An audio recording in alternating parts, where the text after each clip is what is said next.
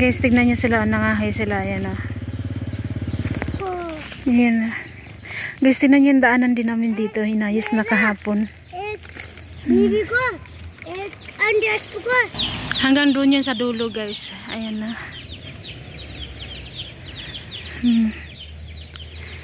Sisimintuhin daw to eh. Sobrang tuwa ko kasi alam niyo na, kasi tagal na simula nung andito ako sa Nepal, wala talagang baga naayos dito sa lugar namin, sa village namin ba. So, gaya ng ganito lang talaga, ayan na. Pero ngayon unti-unti na nilang inayos. Gaganda na yan soon.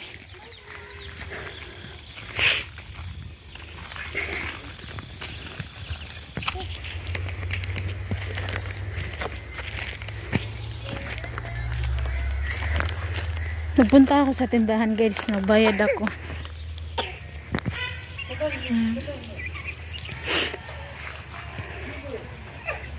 Thank you po talaga, guys, no? Kasi nakabayad tayo ng tindahan.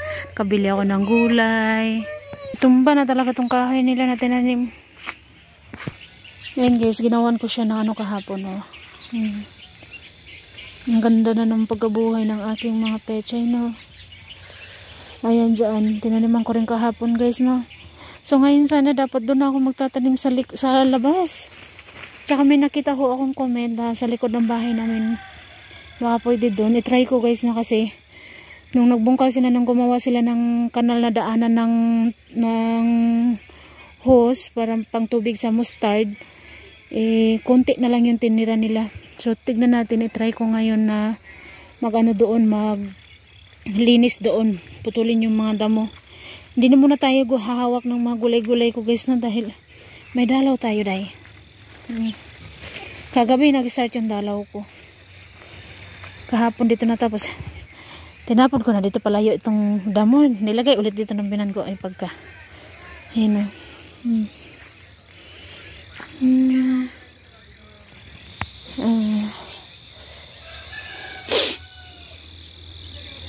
ito sana, ipatatanggalin sana to lahat, itatapon to lahat ng biyanan kong babae. Sabi ng biyanan kong babae, sabi ko naman na, habang naglilinis kami dito kahapon, so sabi ko naman na, bakit tatanggalin lahat? Bakit sa susunod, ano nang gugulayin natin kung tatanggalin to? Ano yung sabi ko? So marami naman dyan daw natubo dyan sa may mga mustasa sa may mga radish eh. Sabi ko, hindi, hayaan mo na lang yung ganyan. Kung gusto mo man tanggalin, ilipat mo sa mas safe na ano ba, yung wag na lang yung bunutin tapos itapon. So yun, guys, tignan natin dito. Pwede pa to. Linisan ko to dito. Actually dito nga pwede nga siguro tong taniman dito kaso laging nababad sa lupa ito dito na side sa gitna nito, at saka sa mismong kanal nito ba, at saka baka pag ano na nila yung hose, mapagalitan pa dahil kasi bakit pati dito tinaniman. So dyan na lang ako magtatanim, guys, sa mga gilid-gilid na ganyan na yan,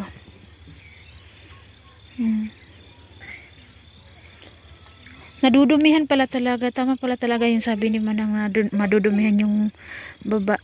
Ayan, kasi yung balak talaga namin dati ni Manang is dito ipasisemento. Ayan. So lilinisan ko to dito, guys. Pero mamaya na kasi maglalaba muna ako, guys. Maglalaba ko yun ng uniform ng mga bata. Kasi ngayon yung naka-PE sila kasi ngayon kaya hindi nila ginagamit yung mga nila yung uniform. Martes at Bernis, PE yung gamit nila. So tara na, G. Antaray niya, guys, kasi ilang days na yung bulaklak niya na nag-iisa, hindi pa rin siya nalalaglag. So yun, guys, natapos ko. Hiningal ako dahil galing ako din sa loob kasi pinutol ko yung mahaba na damo ba sa likod ng bahay namin. Hiningal ako so ayan, natapos ko rin. Ganda na pwede na yung pagtaniman, pero bubungkalin pa natin yan dahil bago natin tamnan, no. Konti lang yung ano niya, space. Kasi dito, hanggang dito yung semento niya eh. Ayan na. Dito ba? Dito. Ayan. So yan, at saka dyan lang yung matataniman natin. Pero okay na rin yan. Mula dito hanggang sa inupon ko, hanggang dito. Tapos ko rin. Kanina nag-start ako mga 1:53 mga ganon or 1:51 manata yun na video ako kanina. Oo. Natapos ko siya ng 2:47. Grabe.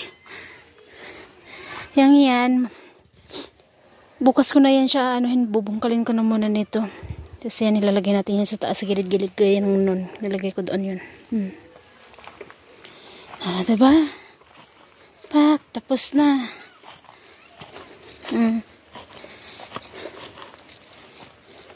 Tsaka yun dito naman ang mga damo, yan. Ang haba na yan, sobra yan guys. Pero pinutol ko, tapos tinakpan ko lang din yung daanan ng tubig sa lababo namin.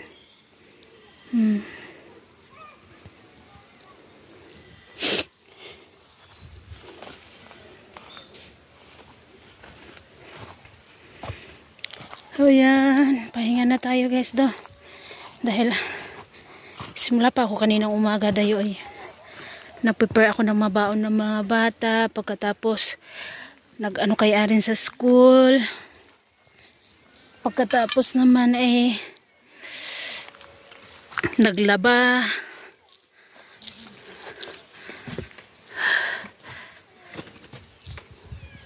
Ay, naiwan ko yung bangko dahi. Nagmano-mano lang ako sa paglaban noon. Tapos, okay pa naman yung dryer natin. Yung paglalaba lang talaga sa washing yung sira. Yung dryer, okay pa naman siya guys, no? Kaya pag maglalaba, mano-mano lang talaga. So, ayan. So, guys, once again guys, no? Nagpapasalamat ho ako ulit sa inyo. Alam niyo ba, nakakatuwa lang. Putol na naman yung story natin. Habang hindi pa ako tapos maglilinis, kaka-start ko pa lang doon sa paglinis sa likod. Eh yung manok na to, nag-start na siya sa pagkakakaka. Ang taon, Ginoo. So dito, yung madamo na rin dito, pinutol ko na din. So, ang ano na lang talaga, magtatanim na tayo. Pero hindi pa ako guys, hindiin muna natin hawakan yung aking mga tanim dahil may dalaw pa tayo. Dahil kagabi nag-start yung dalaw ko. And guys, once again po talaga, thank you so much. Hindi ko napapakita yung mukha ko, no? Dito ko na lang yan, kasi mas maganda yung yan, guys, Guys, thank you po talaga. Dahil nakasahod ho tayo. At saka, sa sahod natin, isa na rin ito sa mga nabili ko. Ayan. Pang winter na sanilas day. Dalawa yung binili ko para sa akin at saka sa binan kong babae din. Ayan, tingnan niyo yung halaman natin. Ayan yung mga nilabahan natin tayo. Ayan na. Ayan, tsaka dito.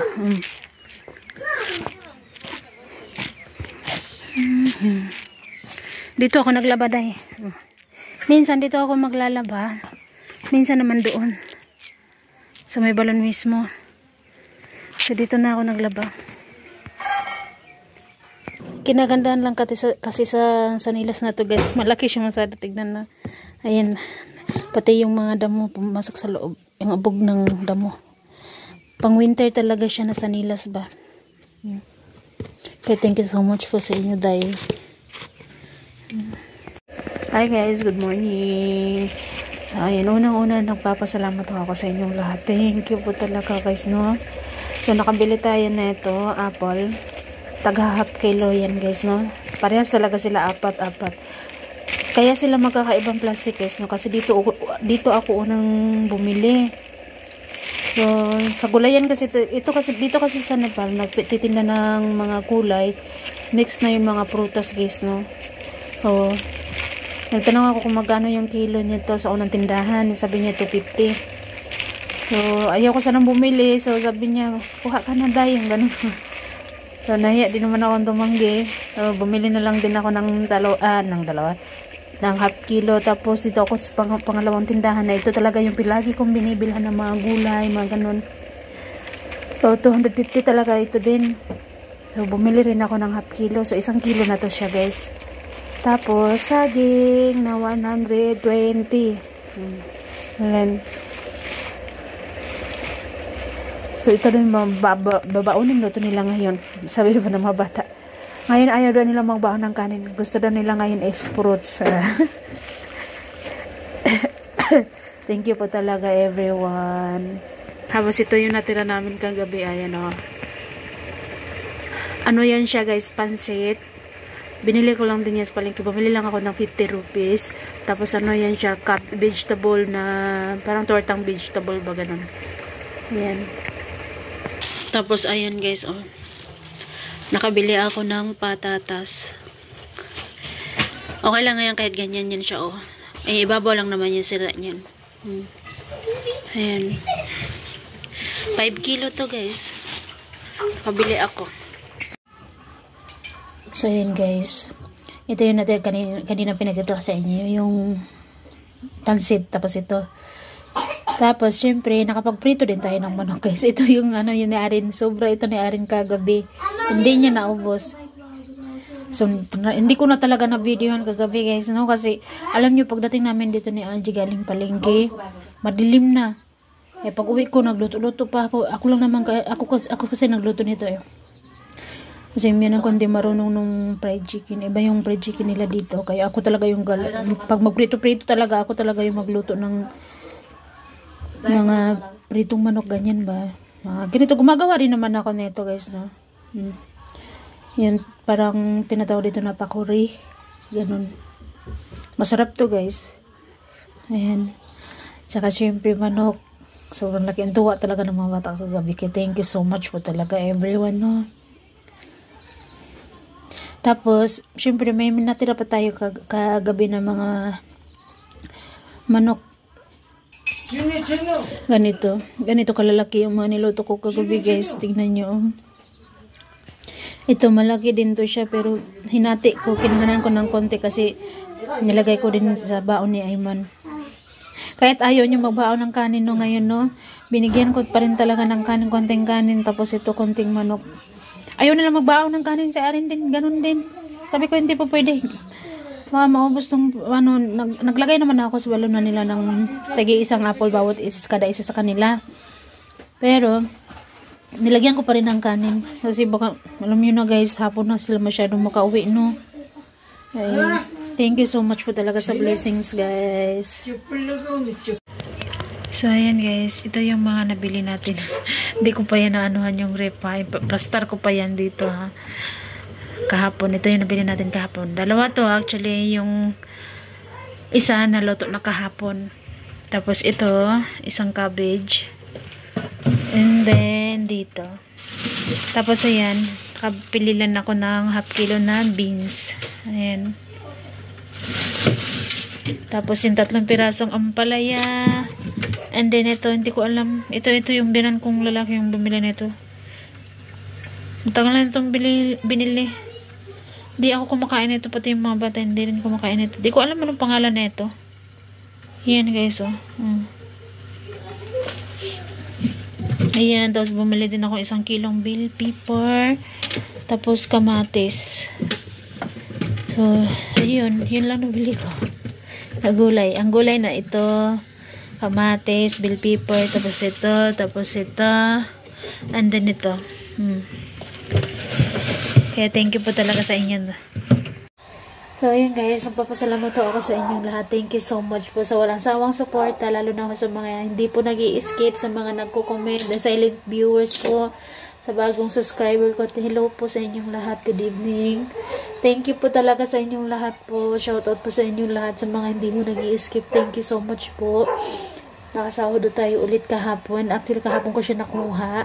Kaya kahapon din kami bumili ng gulay. May patatas 5 kilo, 1 pirasong cabbage, 2 pirasong upo, 3 pirasong ampalaya, at saka half kilo na beans, kamatis 1 kilo, bell pepper 1 kilo, at yung mga prutas. Kaya thank you po talaga sa inyong lahat, guys. So, hanggang dito na lang muna, guys. Bye bye po everyone. Good night. Thank you po.